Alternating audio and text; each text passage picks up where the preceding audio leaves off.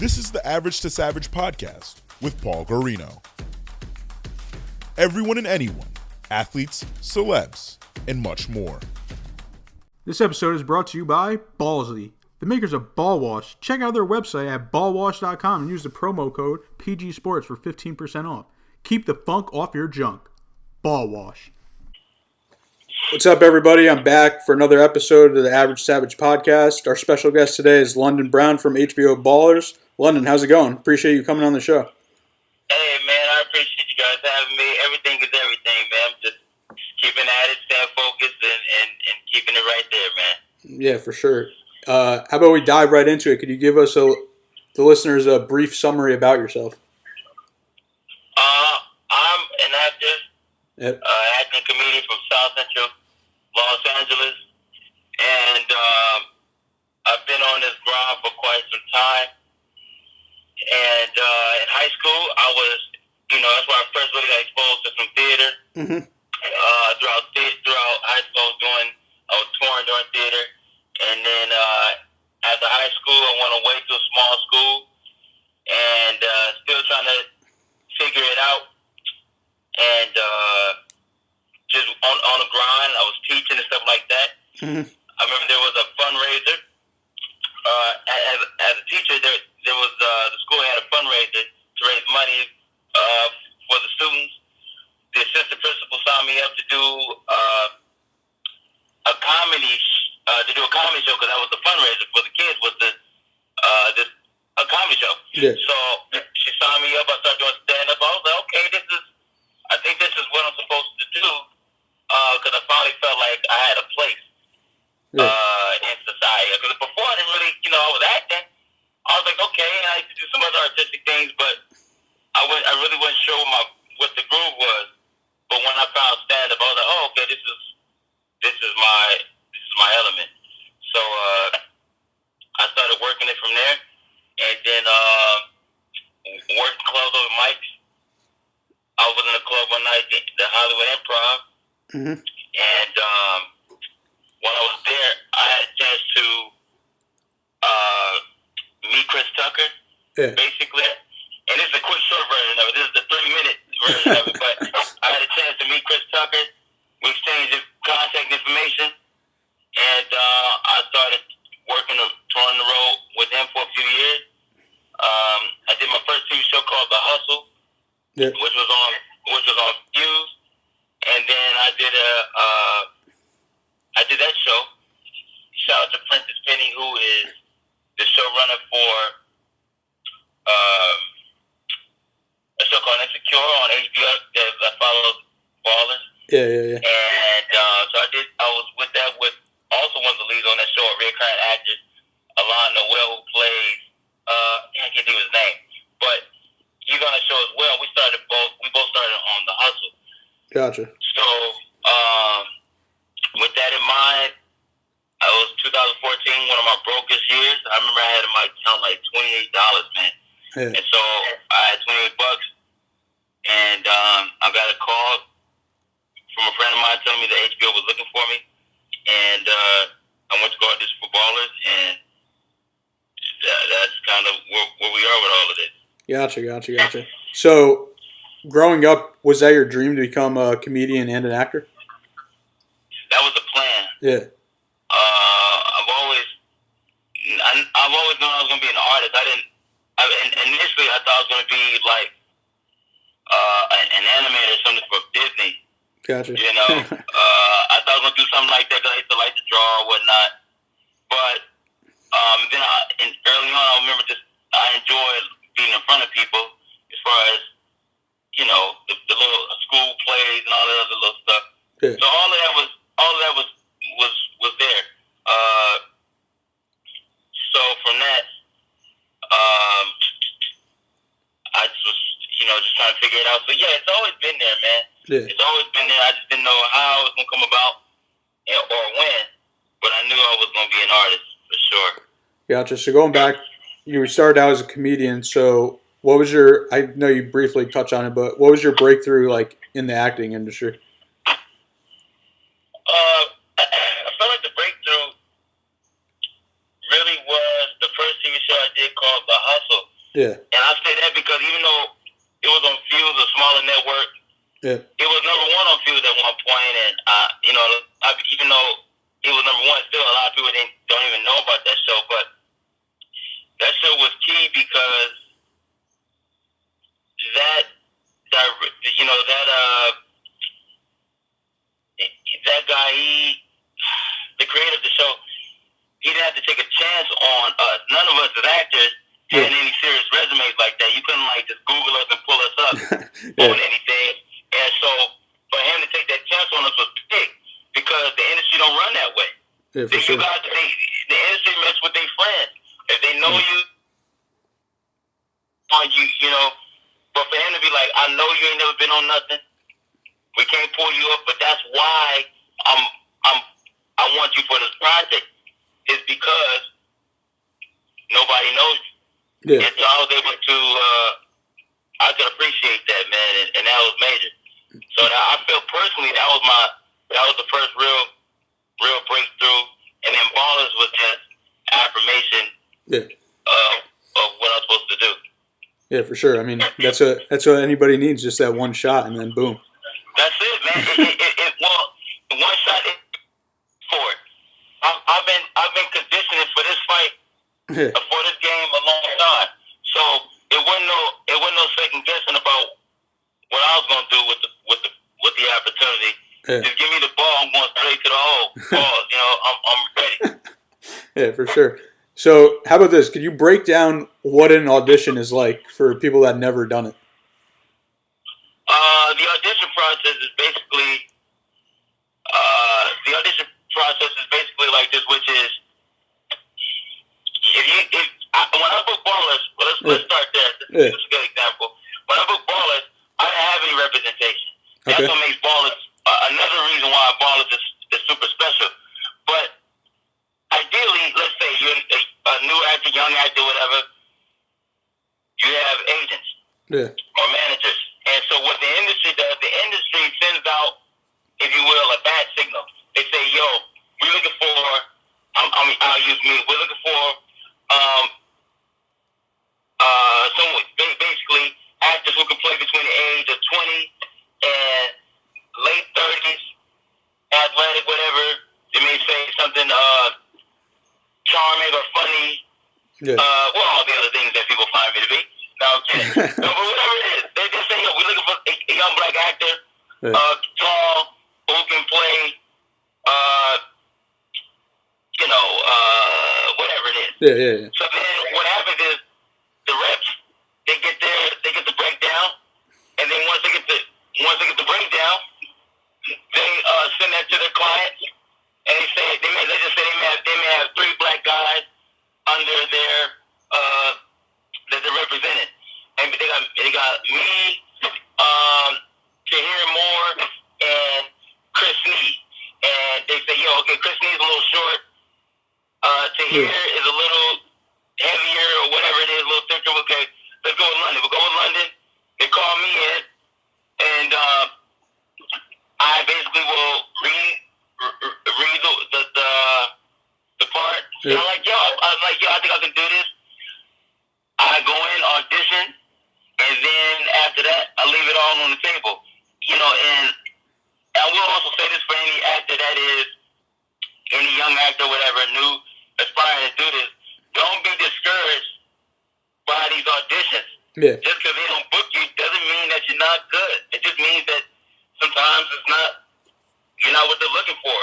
The prime example of that is Reggie.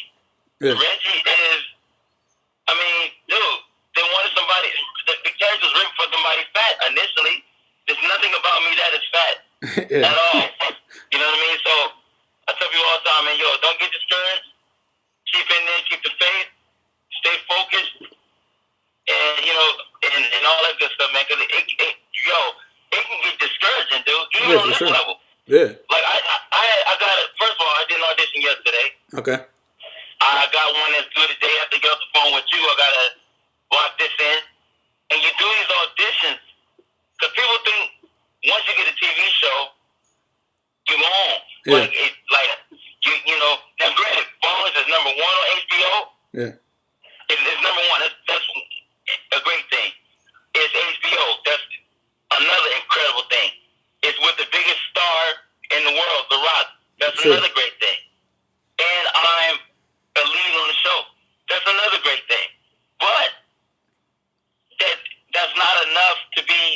getting comfortable. Yeah, for Like sure. that's not, I'm still on the grind. I'm still auditioning. I'm still hustling. I'm still on the,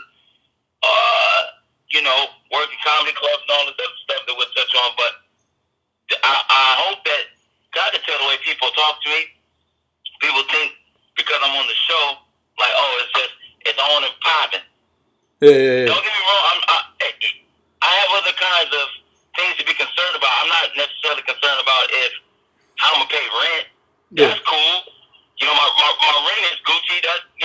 But it's other stuff. It's about now. It's self-drive. Yeah. Because if I get comfortable, I can easily just slip into a thing where I start, thinking I be into myself. Become very self-aggrandizing and thinking it's about me and I'm on, and I start putting people down. All that silly stuff that people, all that silly stuff that people do when they start feeling themselves in all that wildness. So, stay encouraged, man. I don't want to be verbose about this, but No. I just know that somebody's going to hear this and be like, yo, and think that, because you on the show. I'm like, yo, you got to stay hustling. Yeah. And, hustling the proper way. You know what I mean? And get it, because just because you on the show and it's number one and you a lead and it's with the number one stuff, none of that means nothing. You got to stay on the grind, because just as soon as you get comfortable, you're done. Yeah, for sure. You can't get lost in the sauce. And you can't get lost in the sauce. So, how did you get the part as Reggie? Man, once they called me for the audition, Yeah. I went in there and my voice was hoarse because I've been working all that week. Yeah. I was dancing. I used to dance. So I was working as a choreographer on a project, and my voice was hoarse, man. And I went into over in Hollywood, little casting session in Hollywood, and I was so hoarse. I told him, I said, "Yo, man, if you don't understand what I'm saying, please just, get back with me and let me know, man. I can say it again or whatever you need me to do." Yeah. Because I had no voice. Mm-hmm. And it was like, no, we good. And I was, I went in and they said, yo, you playing it like this? Can you play it like that? I was like, yo, bet. Yeah. And I made the adjustments. And because I went in on the audition as a thespian, I was, on some like, Spencer, if you don't have my friend's money, things are going to be over for you. And like, yo, that's cool and all, but yo, just, can you play a little lighter, make it funny? And that's when we started to develop Reggie, which is the annoying guy. Yo, man, we got my friend money, man. Yo, this and that, Start talking to Slick. And I was like, yo. He said, yo, you got a call back. And that audition process was literally like 2 months, man. That was like the longest audition process I had been in. And I was able to do that, and it worked out. And, I don't take no credit for it. And I have to make sure I say that with all humility that, God figured this out, man, because it ain't no reason I should have booked a show like Balls without no representation. It's HBO. HBO ain't out here. They don't need to be in the trenches looking for me. Yeah, for sure. I'm just a regular dude in the mix. And so for them to mess with me I was like, yo, man, that was good. That was a good look. That was what was up. So that's how that came about, man. Yeah, for sure. And I'm sure you get this one a lot. But are there any similarities between you and your character, Reggie? Yeah, in the sense of the loyalty to the friendship. Yeah. I'm loyal to my friends. You my friend, I don't play them games. You my friend, you my friend. Sure. And if you're not, you're not. I don't try to pretend. I don't try to make the click happen. You know what I mean? If you my friend, I got you. Whatever you need, you let me know. I'm gonna hold you down. But now, if you're not, again, I'm out the way. That's the kind of stuff that I think Reggie and I click on. The attitude, I'm not flashy like Reggie. None of that stuff. I'm real chill. Yeah. I'm super laid back. I don't get flustered about too much, man. I keep it low key. For sure. That's my style, man. But yeah, so I'm pretty chill, man, overall. Yeah, for sure. I could tell. So when people run into your like fans or whatever, they call you Reggie or London. Both, man. It depends. It really just depends. Man. Sometimes people are cool, and sometimes people apologize. They don't know what in the world to say to me. But I understand. I mean, if I right now they calling me off of what they know. Yeah. If I had a bunch of other stuff, then they'd be calling me a bunch of other roles or some other stuff. But it's the same way where shout out to Tyron Turner from Minister Society. When I first met him, I didn't walk up to him and say I didn't call him Kane, but I remember thinking to myself, I was like, yo, they go Kane. And that was a big deal for me. So I don't mind with, people calling me, because I get called a couple things based on people watching the show. Man, you're such an a-hole and all this other wild stuff. But I get it, so I'm just glad people even acknowledge me.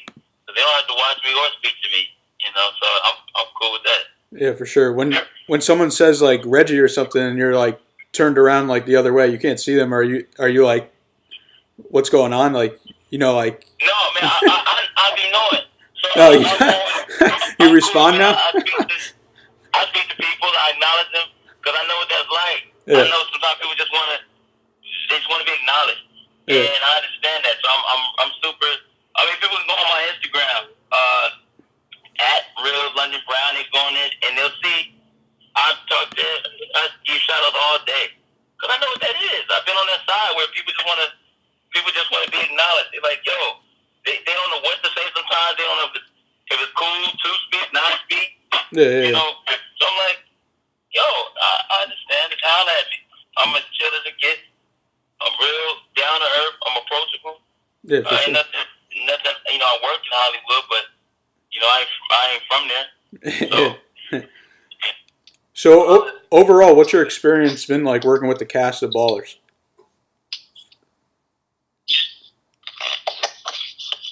I said it again. So overall, what's your experience been like working with the cast of Ballers?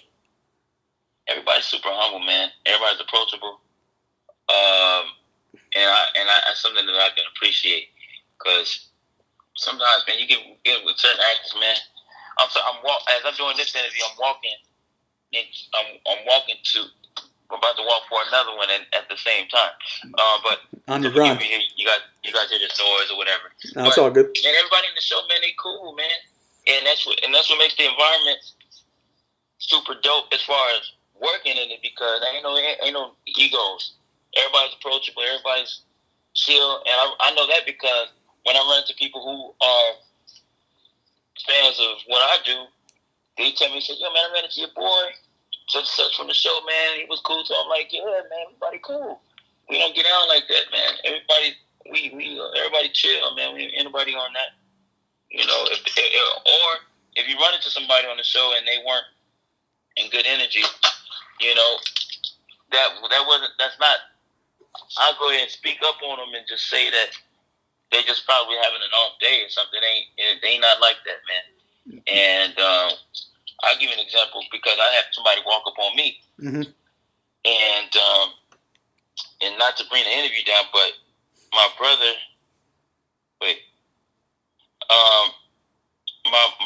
my brother, hold on real quick. Somebody hit me. My brother was taken about 2015, and I remember I was going through this whole thing in my car one day. I was like grabbing some dinner, and I was going through it. I was crying and everything in the car, and I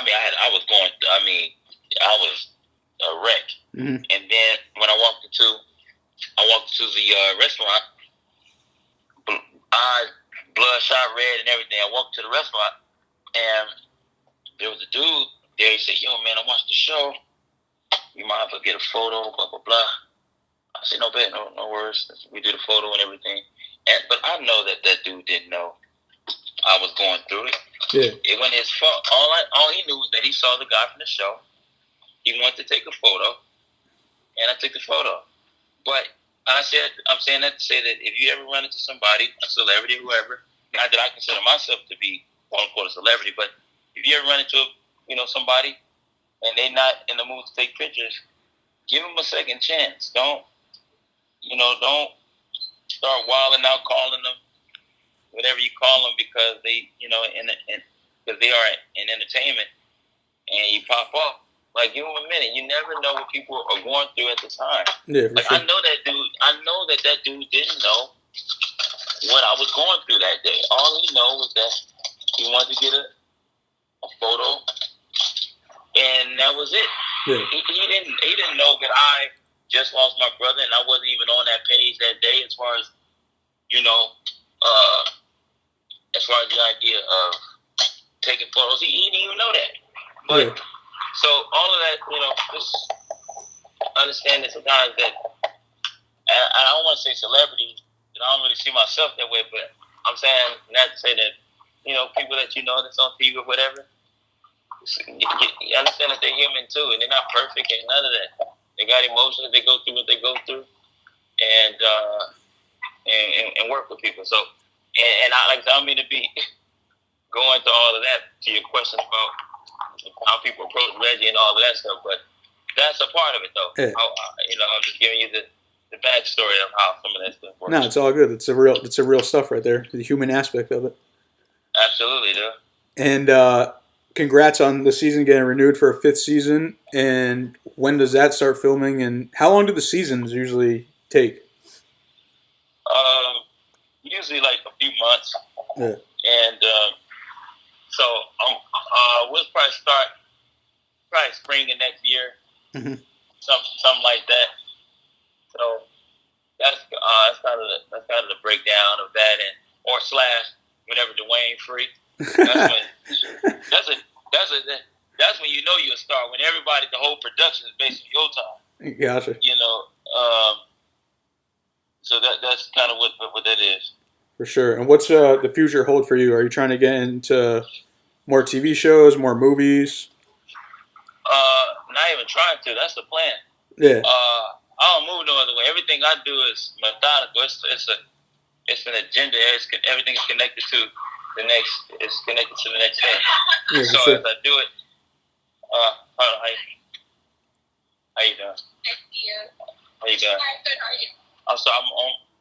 I'm meeting as I'm on the phone with you. I'm meeting the next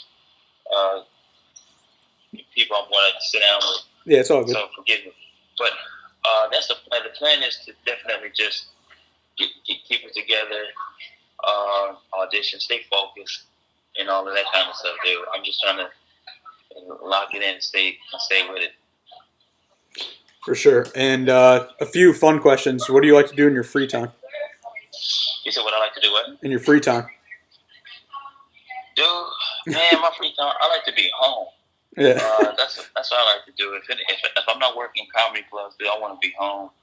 And because my lifestyle is always out, it's always late. So I like being home, watching a movie or something, and eating home cooked food. That's kind of what I like. I was about to say, I usually see you on your live stream cooking. Yeah, dude. Oh, thanks for watching, dude. That's what I'm saying. If I'm gonna be live, I'm gonna be cooking. Gonna be some sort of food or something. Yeah, for sure. What about who's your top 5 comedians? Top 5 would be Patrice O'Neal.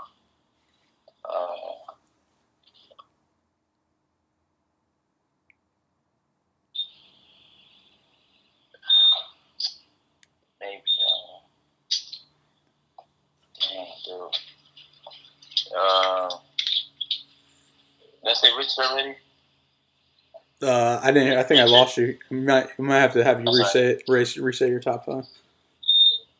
Okay, well, I'm in the elevator. I'm sorry, man. Yeah, no worries.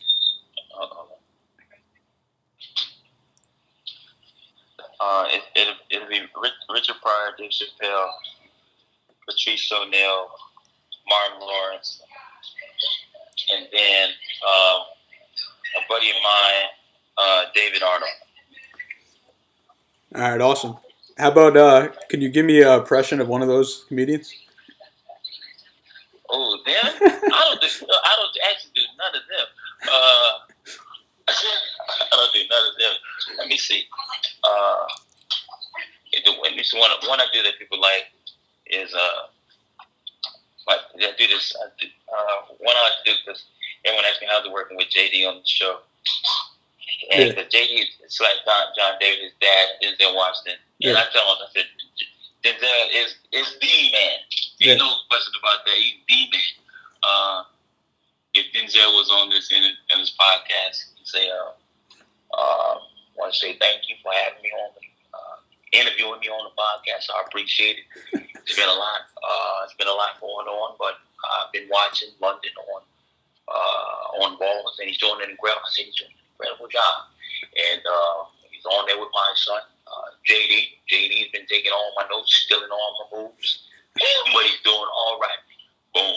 Yeah. So that so if he had a chance to do it, that's what he would do. That was a good one. Well, I appreciate you coming on the show, and let people know where they can find you on social media.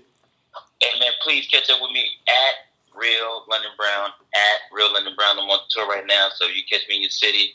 Pull up, man. Bring some people with you. I appreciate you listening and watching and talking to me, man. Thank you so much, brother. Yeah, for sure. You're the first actor on the show, too. Thank you, man. That's it. Let's break through. We'll come back and we'll laugh about this, man. All right. I'll see you. Have a good one. This episode is brought to you by Ballsy, the makers of Ball Wash. Check out their site for high-quality, below-the-belt products at ballwash.com. Don't forget to use the promo code PGSports for 15% off.